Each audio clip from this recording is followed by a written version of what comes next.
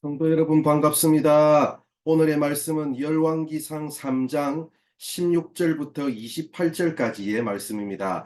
열왕기상 3장 16절부터 28절까지의 말씀입니다. 그때 창기 두 여자가 왕에게 와서 그 앞에 서며 한 여자는 말하되 내 주여 나와 이 여자가 한 집에서 사는데 내가 그와 함께 집에 있으며 해산하였더니 내가 해산한 지 사흘 만에 이 여자도 해산하고 우리가 함께 있었고 이 우리 둘 외에는 집에 다른 사람이 없었나이다. 그런데 밤에 저 여자가 그의 아들 위에 누움으로 그의 아들이 죽으니 그가 밤중에 일어나서 이 여종 내가 잠든 사이에 내 아들을 내 곁에서 가져다가 자기 품에 누이고 자기의 죽은 아들을 내 품에 뉘었나이다. 아침에 내가 내 아들을 젖먹이려고 일어나 본즉 죽었기로 내가 아침에 자세히 보니 내가 낳은 아들이 아니더이다 하매 다른 여자는 이르되 아니라 산 것은 내 아들이요 죽은 것은 내 아들이라 하고 이 여자는 이르되 아니라 죽은 것이 내 아들이요 산 것이 내 아들이라 하며 왕 앞에서 그와 같이 쟁론하는지라.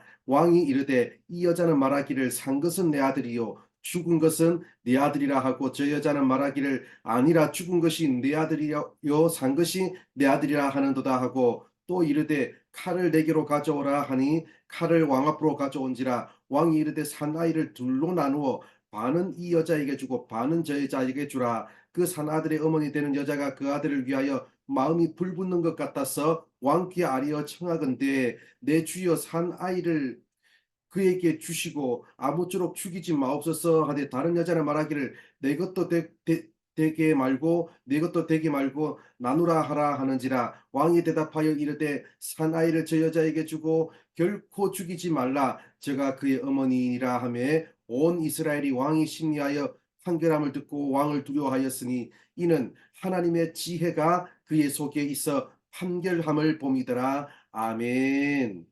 오늘 우리가 읽은 말씀은 솔로몬의 재판 이야기입니다. 한 아들을 서로 자기 아들이라고 주장하는 여인들의 재판입니다. 우리는 이 판결의 결과도 잘 알고 있습니다. 솔로몬이 살아있는 아이를 둘로 나누어 반반씩 가지라고 하자 진짜 어머니가 그 아들이 죽는 것을 참아 볼 수 없어 아들을 양보했다는 것입니다. 결국 솔로몬은 아들을 양보했던 어머니가 진짜 어머니라고 판결했습니다. 우리는 이 판결을 통해서 솔로몬이 구했던 하나님의 지혜가 그 속에 있음을 발견할 수 있습니다. 그와 동시에 이 이야기는 또 다른 의미로도 해석이 가능합니다. 여기에서 친엄마로 밝혀진 사람은 아들을 두 번 잃었습니다. 옆에 누워있던 여자가 자기 아들을 데려감으로 한 번 잃었습니다. 그리고 솔로몬이 아이를 칼로 나누라고 했을 때 차마 자기 아들을 죽는 것을 볼 수 없어서 아들을 양보함으로 두 번이나 아들을 잃었습니다. 결국 이 이야기를 통해 아들을 절대로 죽일 수 없다는 엄마의 마음이 드러났습니다.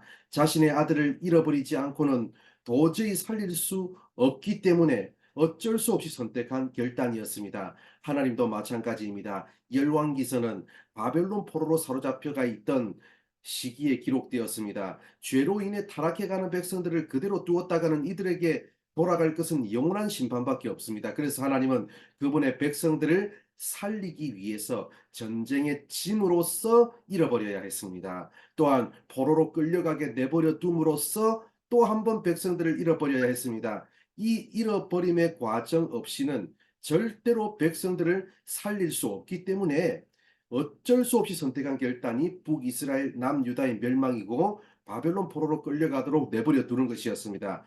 고난을 통해서 그들이 죄를 회개하고 다시 새롭게 되는 과정을 거쳐야 진짜 살 수 있는 길이 열리기 때문에 어쩔 수 없이 내린 하나님의 결단이었습니다. 포로로 잡혀간 이스라엘 백성들은 절망했습니다. 도대체 하나님이 살아계시다면 왜 우리가 이런 일을 당해야 하는지를 물었습니다. 하나님이 우리를 버리신 것이 아니냐고 질문했습니다. 그러나 하나님은 그분의 백성을 절대로 잊지 않으셨습니다. 26절을 보면 그 산 아들의 어머니 되는 여자가 그 아들을 위하여 마음이 불붙는 것 같았다고 말씀합니다. 이 표현을 신약 성경에서 찾는다면 긍휼이라는 단어입니다. 긍휼은 창자가 끊어질 듯한 아픔을 뜻합니다. 하나님도 예수님도 백성들을 긍휼히 여기실 때 내 창자가 들끓는다, 내 창자가 끊어질 듯한 아픔을 느낀다고 표현하셨습니다. 그 여인에게 아들을 잃어버리는 긍휼의 마음이 없었다면 아들을 살릴 수 없었을 겁니다.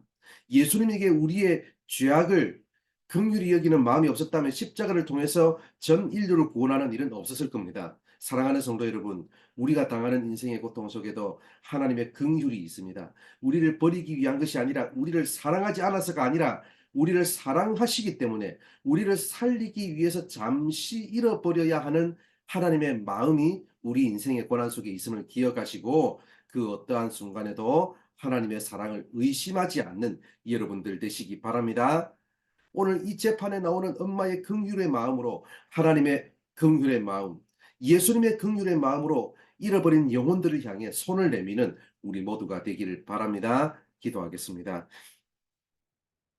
하나님 감사합니다. 오늘도 이렇게 우리를 사랑해 주셔서, 말씀해 주셔서 감사합니다.